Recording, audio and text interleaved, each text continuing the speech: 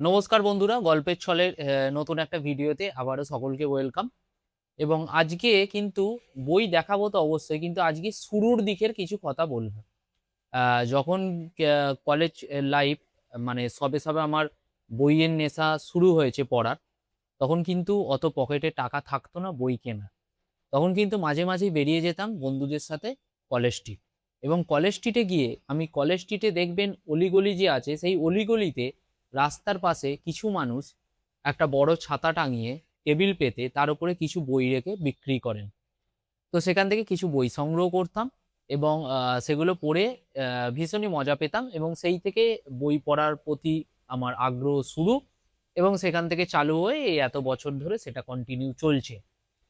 তো চলুন দেরি না করে আজকের ভিডিওটা শুরু করা যাক। এবং আজকের ভিডিওতে আমি আপনাদেরকে দেখাবো যে আমার কাছে বেশ কিছু বই আছে, যেগুলো আমি বহু বছর আগে এরম কলেজ স্ট্রিটের রাস্তার ওপর থেকে সংগ্রহ করেছিলাম।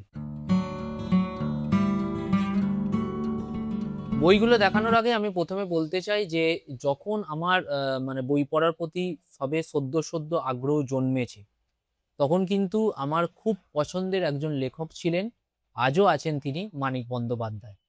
কেন, কি কারণে আমি জানি না, ওনার লেখার প্রতি আমার পড়ার প্রতি খুব আগ্রহ জন্মেছিল। তো ওনার কিছু বই আমি সংগ্রহ করেছিলাম সেরকমভাবে কলেজ স্ট্রিটে গিয়ে। তো কলেজ স্ট্রিটে যেটা বললাম আর কি, অলিতে গলিতে দেখবেন যে মানুষ বসে থাকে টেবিল চেয়ার পেতে সেই সেই অনামী প্রকাশনীর বই নিয়ে। যেমন আমার কাছে যে বইগুলো আছে সেগুলো হচ্ছে সুন্দর প্রকাশনীর বই।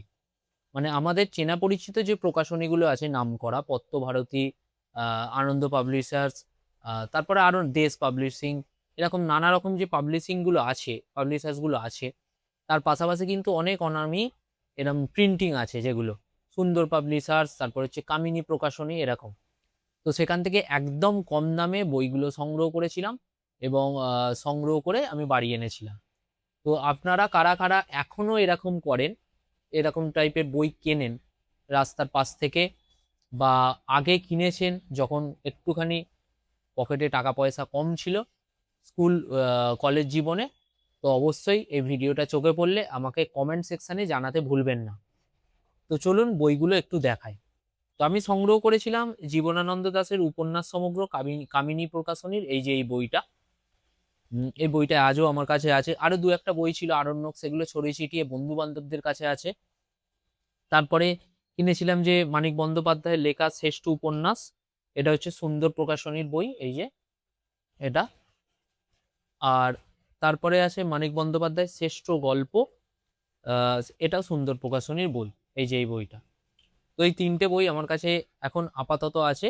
বইগুলো কিন্তু আমি ভুলিনি, বইগুলো রেখে দিয়েছিলাম। কালকে বইপত্র গোছগাছের মাঝে এই বইগুলো হাতে পেলাম, ভাবলাম যে একটা ছোট মতো ভিডিও করে আপনাদের সাথে একটু শেয়ার করা যায়। চলুন বইগুলো একটু ডিটেলসে দেখাই। আপনারাও চাইলে কিন্তু পকেটে টাকা পয়সা কম থাকলে, মনের মধ্যে যদি ইচ্ছা থাকে বই পড়ার, এরকম বই কিন্তু কলেজ স্ট্রিটে গিয়ে সংগ্রহ করতেই পারেন। এগুলো কিন্তু পেজ কোয়ালিটি খুব একটা খারাপ নয়, এবং খুব একটা ভালোও নয়। তো সেই মতো আমি কিনেছিলাম, এবং দামগুলো খুবই কম এটার। তো বইগুলো দেখা যাক এবার, চলুন ডিটেলসে। তো এটি হচ্ছে প্রথম বই, জীবনানন্দ দাশের উপন্যাস সমগ্র। এই যে দেখুন, সামনের দিকে প্রচ্ছদ, পেছনের দিকে প্রচ্ছদ এটা। এই ভার্সানটা অনলাইনেও অ্যাভেলেবেল আছে, আমি অনেকবার দেখেছি ফ্লিপকার্টে। তো এই দেখুন। আর এই যে হচ্ছে সূচিপত্র। তো জীবনানন্দ দাশের অনেক মাস্টারপিস এখানে আপনারা পেয়ে যাবেন, এবং এটার মুদ্রিত মূল্য ছিল 600 টাকা। প্রায় হাফ দাম নিয়েছিল এটা। এবং পেজ কোয়ালিটি দেখুন, এই বইগুলোর পেজ কোয়ালিটি মোটামুটি ভালো, খুব একটা খারাপ নয়। এটা হচ্ছে প্রথম বই।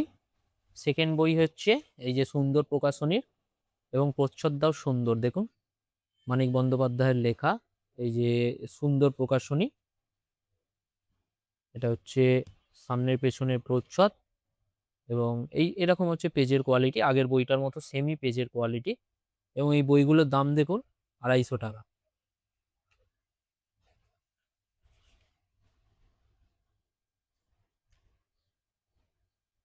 এই যে মানিক বন্দ্যোপাধ্যায়ের সব কালজয়ী উপন্যাস। এটা হচ্ছে সূচিপত্র, জননী, পুতুল নাচের ইতিকথা, পদ্মা নদীর মাঝি, হলুদ নদী, সবুজ বন। এটা হচ্ছে দ্বিতীয় বই। থার্ড বই হচ্ছে সুন্দর প্রকাশনী, যেরকম দেখিয়েছিলাম, সামনের পেছনের দিকে প্রচ্ছদ, এবং মূল্যটা ছিল হচ্ছে 220 টাকা, এবং সেম পেজের কোয়ালিটি। এবং এইতে দেখুন আপনারা ছোট মানে বিভিন্ন গল্পগুলো পাবেন। এই যে এর মধ্যে থেকে কিন্তু একাধিক গপ্পমীরের থেকে হয়েছে বেশ কিছু গল্প। এই দেখুন, এটা হচ্ছে টোটাল সূচিপত্র, এগুলো হচ্ছে শ্রেষ্ঠ গল্প। তো এই ছিল আজকের 3টে বই এবং তার সাথে ছোট ভিডিও। ভিডিওটা করার একটাই উদ্দেশ্য হচ্ছে, মনের মধ্যে যদি আপনার ইচ্ছা থাকে বই পড়ার, আপনি কিন্তু এরকম বইও সংগ্রহ করে পড়া শুরু করতে পারেন। তো টাটা আজকের মতো, পরবর্তী ভিডিওতে খুব তাড়াতাড়ি দেখা হবে। গল্পের ছলে পাশে থাকুন।